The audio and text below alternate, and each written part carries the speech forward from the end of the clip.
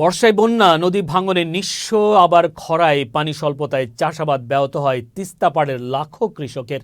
এই পরিস্থিতি উত্তরণে দীর্ঘদিন দাবি উত্থাপিত হলেও নদী শাসন বা মহাপরিকল্পনা বাস্তবায়নে কার্যকর পদক্ষেপ নেওয়া হয়নি কখনোই। তাই তো তিস্তার পানি ন্যায্য হিসাব বুঝে নিতে আর তিস্তা মহাপরিকল্পনা বাস্তবায়নের দাবিতে পথে নেমেছেন নদী অববাহিকার লাখো মানুষ। তিস্তা পাড়ে শেষ হলো দুদিনের কর্মসূচি। প্রতিনিধি রাহিবুল ইসলাম টিটুলের পাঠানো তথ্য ও ছবিতে প্রতিবেদন।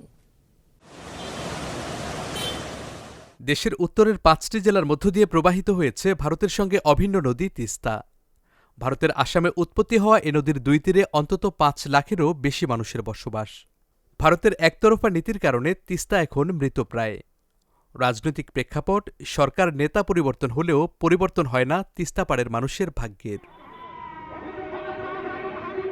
জাগো বাহে তিস্তা বাঁচাই, এই স্লোগানে তিস্তা মহাপরিকল্পনা বাস্তবায়নের দাবিতে তিস্তার দুই পাড়ে পালিত হয়েছে দুদিনব্যাপী কর্মসূচি।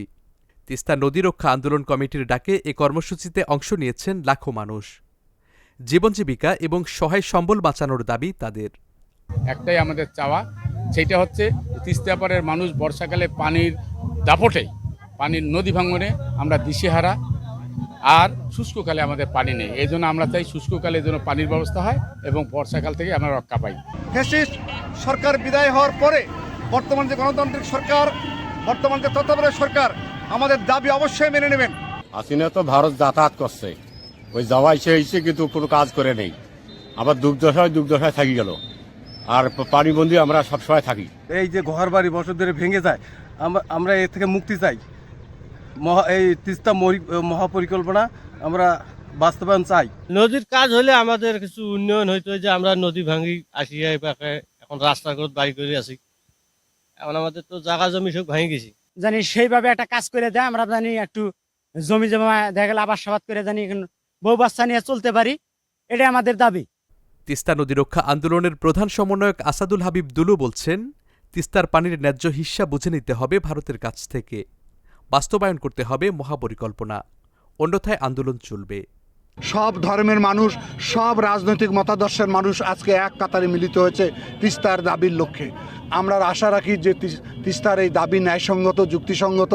ভারত আমাদের বন্ধু রাষ্ট্র, তারা আমাদের দাবিকে মেনে নেবে। আন্তর্জাতিক নদী আইনে যতটুকু আমাদের পানি পাওনা সেটা আমাদেরকে দিবে। পাশাপাশি তিস্তা মহাপরিকল্পনার মাধ্যমে এই ছিন্নমূল মানুষ যারা গৃহহীন হয়েছে, পথের ভিখারি হয়েছে, যারা বঞ্চিত হয়েছে, তাদের পুনর্বাসনের ব্যবস্থা করা হবে।